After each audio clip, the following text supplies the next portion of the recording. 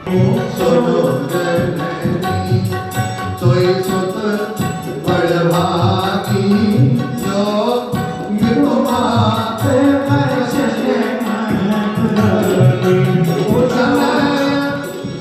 तने मारे पुत्र तनय मातु पितु तोषनिहारा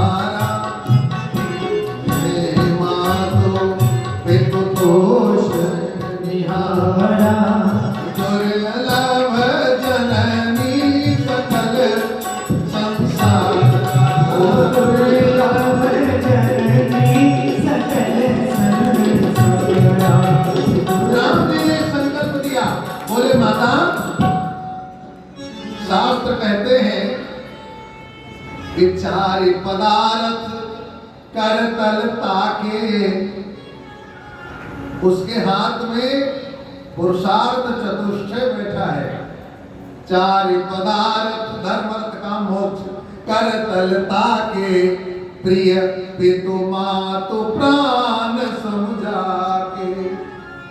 जिस पुत्र को माता पिता प्राणों के समान प्रिय है, उसके जीवन में पुरुषार्थ चतुष्टय बिना भगवान की पूजा किए चला आएगा। हे माता, मेरे पिता के दुख का कारण तो बताओ। कहते इनका कोई खास बात नहीं है, इनको तुमसे प्रेम बहुत हो गया, यही मोह सकल व्याधि कर मूला। राम जी ने कहा कारण क्या है? ये वचन दिए, तुम्हारे पिता ने वचन दिया कि राम बन जाएंगे, भरत राजा बनेंगे, और तुम्हारे मोह में बोल नहीं पा रहे हैं, तुमसे बोल भी नहीं पाएंगे। अब चाहो तो पिता का वचन रखो और न चाहो तो न रखो। सारी अयोध्या के नर नारी किसको राजा बनाना चाह रहे थे भाई? राम जी को। कौशल्या मैया किसको चाह रही? राम जी को। दशरथ जी राम जी को। मंथरा कैकेयी के अलावा सब चाहते हैं किसको? राम जी को। लेकिन राम जी ने जब सुना कि पिता की इच्छा है, बोल नहीं सकते, बोले जो पिता की इच्छा है वही मेरी इच्छा है। ए माता, बस 2 मिनट रुको, मैं आया। दौड़ कर गए, माता कौशल्या को प्रणाम किया। कौशल्या जी ने कहा सरकार जल्दी स्नान करो, तुमको राजा बनना है। राम जी ने कहा माता, लग रहा सूचना तुमको देर में मिली। क्यों? बोले राजा तो हम बन गए। कब? बोले रात में।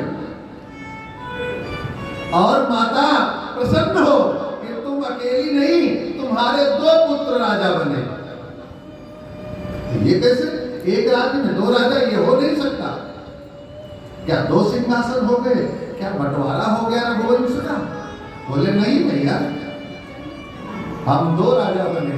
अरे पिता दीन वही कानन राजो। कानन माने जंगल।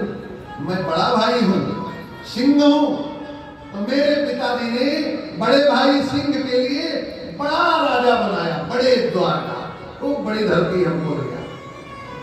और मेरा छोटा भाई छोटा है, दुलारा है, इसलिए वो अयोध्या का राजा बना। हम 2 भाई राजा बने। कथा क्या कह रही? विषम परिस्थिति को भी बुद्धि से, क्रोध से नहीं, बुद्धि से अनुकूल बनाया जा सकता है। राम जी ने अनुकूल बना लिया। कौशल्या प्रसन्न हो गई, बोली बन जा रहे हो? हाँ मां, पिताजी ने जंगल दे दिया, वहां का राज्य दिया है। कौशल्या ने कहा सावधान, ये राजा होते कौन है तुमको बन भेजने वाले? 9 महीने कोखी में रखा हमने, जन्म दिया हमने, ये राजा कौन होते निकालने वाले? इसलिए मैं कहती हूं, मैं बड़ी माता हूं, मेरा आदेश मानो। यदि तुम्हारे पिता ने तुमको राज्य जंगल का दिया है तो नहीं जाना। जो केवल पितु आय सुताता, तो जनी जाओ जानी बड़ी माता। राम जी ने कहा बात तो ठीक है, लेकिन यदि माता पिता दोनों ने कहा हो तब? कौशल्या ने कहा तब तो जल्दी जाना चाहिए। इसलिए कि जो पी तुम्हारो कहो बन जाना, जो पी तो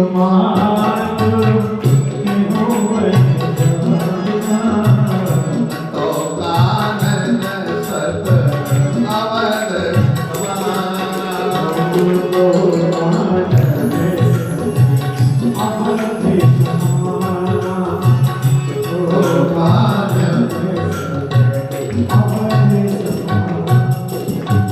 यदि माता पिता कह दे तो जहां जाओगे वही सब अयोध्या के बराबर हो जाएगा। तो कौशल्या को पता नहीं था क्या कि इनकी माँ कौन है। राम जी कौशल्या को कहते थे माता और कैकेयी को कहते थे जननी।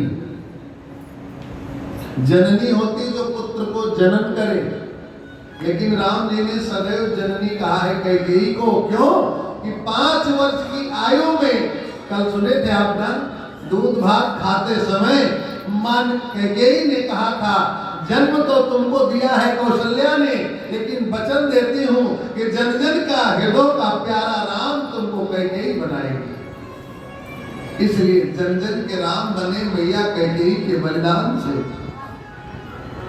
दोनों ने आदेश दिया। परमात्मा राम ने प्रणाम किया, बोले मैया बड़ा शुभ समय है, जाने दो बस। और जैसे राम जी चलने लगे, सीता जी आई चरण पकड़ ली। सरकार कहाँ चले? राम जी बोले बस केवल 14 वर्ष के लिए जा रहा हूं, केवल यो गया आया 14 वर्ष में, तुम घर में रहो। सीता जी ने कहा हम घर में क्या करेंगे, हम भी साथ चलेंगे। राम जी ने खूब समझाया, ज्ञान दिया। राम जी ने कहा नारी का धर्म जानती हो सीता? सीता जी ने कहा खूब जानती हूँ, मेरी माँ ने समझाया था सुनैना ने, नारी का धर्म। राम जी ने कहा जो समझाई थी ठीक है, लेकिन अब मेरा भी आदेश तो मानोगी? जानकी ने कहा बिल्कुल मानूंगी, बोलिए क्या करना है।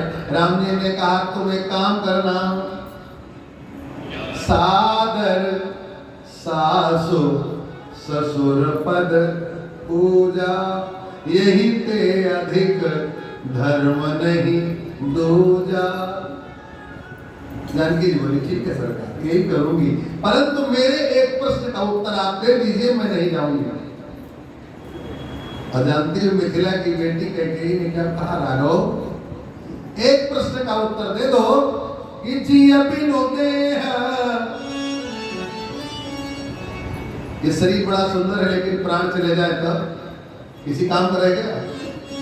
जी बिनु देह और नदी बिनु वारी।